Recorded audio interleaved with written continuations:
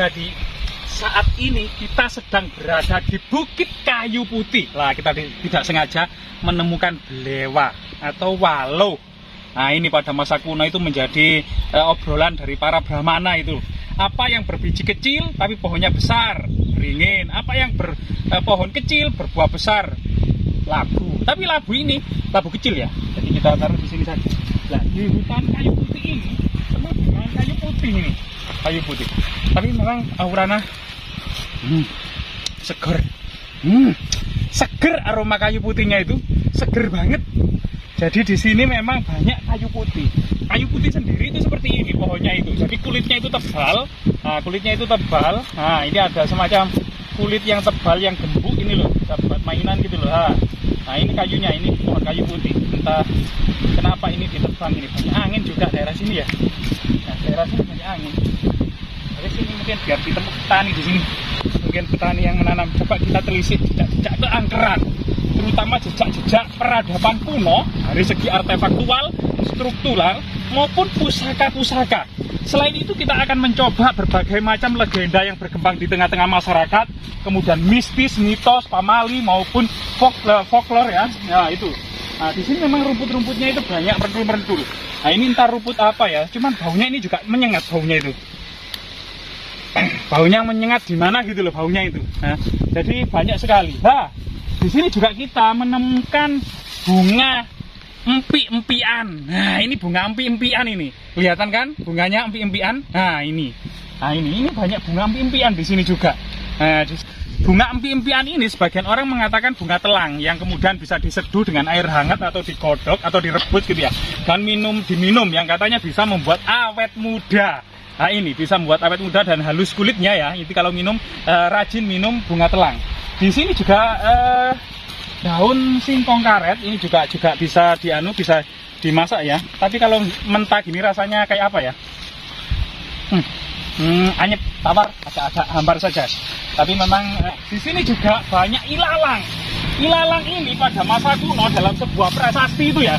Dalam sebuah prasasti itu pernah ditetapkan sebuah hutan atau gunung yang penuh ilalang agar masyarakat menjaganya, karena memang ini kebutuhan perumahan ya, karena masyarakat pedesaan pada waktu itu serta bangunan-bangunan suci menggunakan atap ilalang, sehingga seperti pura di Pulau Bali yang kelihatan hitam itu banyak atap yang menggunakan ilalang pada masa Majapahit. Lah, sedangkan akar ilalang sendiri yang bentuknya putih-putih seperti ini ya, putih-putih seperti ini ya, ilalang ini juga merupakan salah satu herbal yang bisa mengobati kanker, bisa mengobati batu ginjal, bisa mengobati tulang punggung rematik gitu ya. Termasuk kemudian katanya juga bisa meningkatkan stamina. Jadi kalau minum ilalang ini, kalau akar ilalang. Cuma kalau mentah gini rasanya seperti apa ya? Kita coba ya, rumput ilalang ini kita cicipi. Ternyata rumput ilalang itu rasanya manis. Manis, guys. Bisa dicoba ya, kalau di belakang rumah atau di samping rumahnya atau di kebunnya ada rumput ilalang. Ternyata rumput ilalang yang akarnya ini, yang putih ini rasanya manis. Jadi semoga saja kemudian hal-hal seperti ini kita generasi itu juga melek dengan herbal. Nah, di sini juga ada herbal yang lain kelihatannya ini. Tapi daunnya itu sudah kering. Aduh. Di sini kita. Nah, ini kelihatannya kita menemukan salah satu herbal namanya kunyit. Nah, kunyit asam itu juga merupakan salah satu penemuan Nusantara ya pada masa lalu, kunyit asam. Sebenarnya hal-hal yang bersifat herbalis, jamu-jamuan ini pada masa Majapahit itu masyarakat itu senantiasa mengkonsumsi aneka herbal ini, termasuk dalam cita rasa masakannya banyak mengandung rempah, sehingga kemudian sangat bermanfaat bagi stamina. Bahkan kumpulan rempah-rempah ini dalam sebuah racikan itu dinamakan bumbu palapa atau bumbu pelapa ya, yang sangat identik dengan Sumpah Mahapati Gajah Mada. Lah, ini ada lagi. Ini kayaknya temulawak ini kayaknya ya. Bonggolnya besar ini. Nah, kita di sini juga menemukan temulawak yang rimpang cukup besar ini, temulawak. Nah, ini juga pohon mauni nih. Nah, pohon mauni yang katanya bisa kulitnya serta bijinya itu, biji pohon mauni ini juga bisa mengobati diabetes. karena rasanya pahit gitu ya, juga berkhasiat obat. Ternyata inilah kekayaan Nusantara ini yang cukup luar biasa sekali ya. Berbagai macam ramuan, herbal, tumbuh-tumbuhan yang tentu berkhasiat bagi tubuh kita. Kalau kita memperhatikan herbal dan konsumsi rutin, itu sangat luar biasa sekali. Konon katanya Bapak Presiden kita, Jokowi saja, itu tiap pagi itu saja juga menggeprek jahe. Jahe digeprek, kemudian dikasih diseduh dengan air hangat. Kemudian, ini ada penampakan jejak-jejak purbakala ya. Nah ini, kita menemukan batu aneh ini di sini. Kemungkinan ini batu candi apa ya? Nah, semacam umpak batu.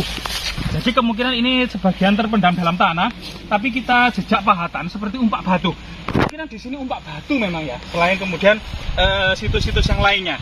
Jadi di sini memang banyak sekali situs-situs. Selain kemudian kekayaan alamnya, kekayaan budayanya gitunya, dan orang-orangnya sangat keramat dan sangat sederhana gitu ya.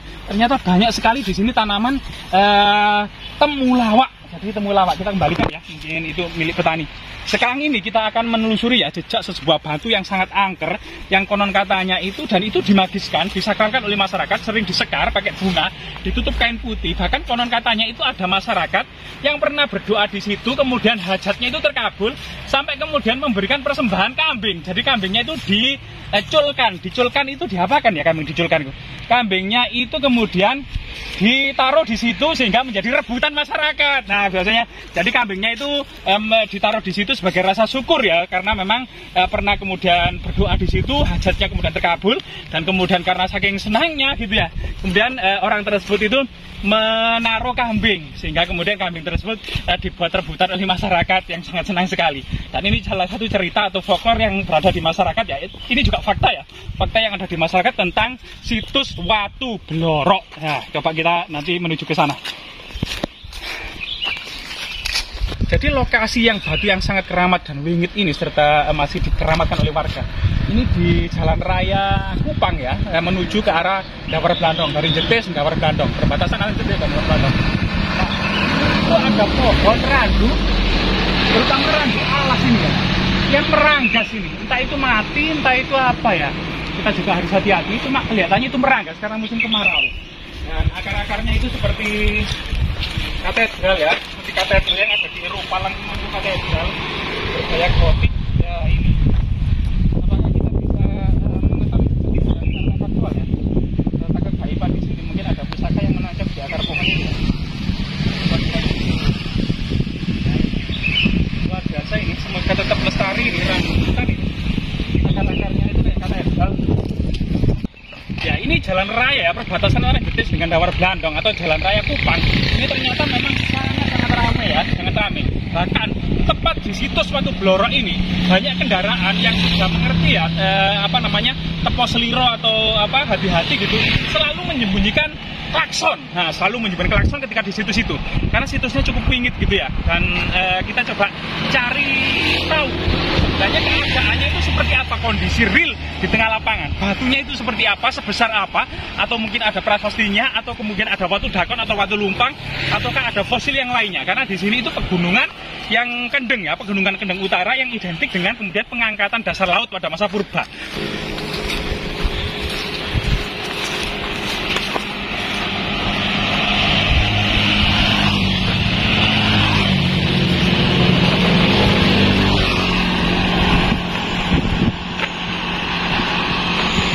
Kondisinya tertutup kain putih atau kain mori ya. Coba kita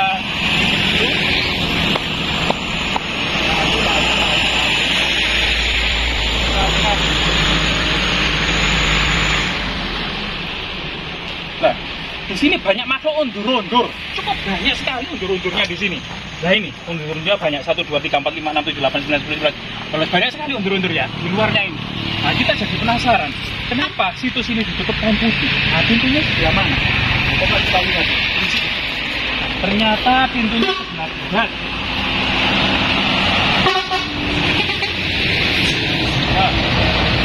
Nah, ternyata batunya memang condong menghadap ke barat, seperti moncong kepala ular naga sebenarnya ya. Mbak, permisi Mbak, kita Mbak ini ingin eksplorasi, setelah itu sowan juga kepada Mbak ya. Semoga kemudian kita selalu mendapatkan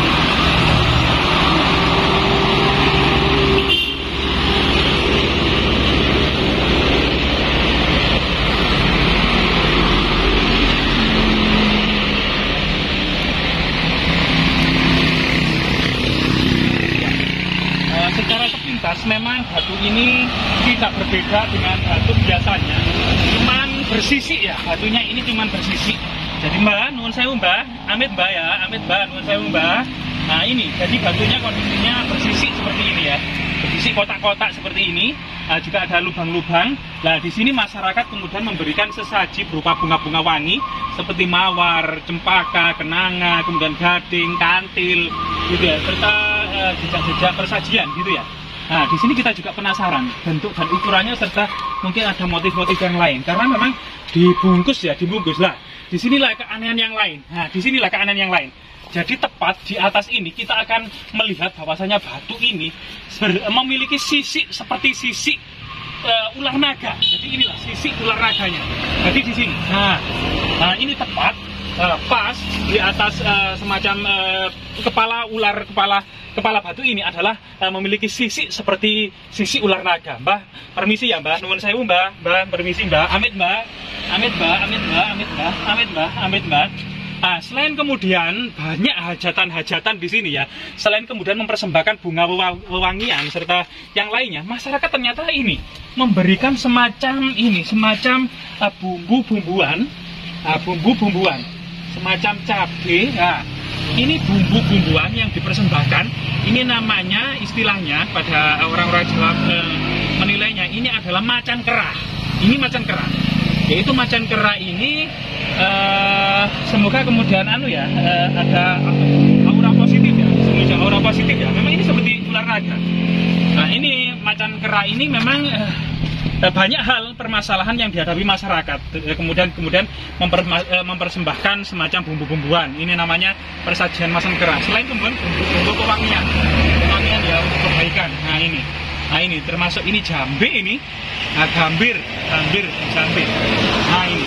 Nah ini luar biasa batu ini, semoga kemudian tetap lestari. Nah ini hal-hal seperti ini adalah sebuah kondisi faktual yang ada di tengah-tengah masyarakat kita yang kita tidak bisa pungkiri lagi, karena memang di sini memang secara mistis juga terlihat auranya itu cukup tebal, terutama ada penghuninya, memang ada kodam-kodamnya.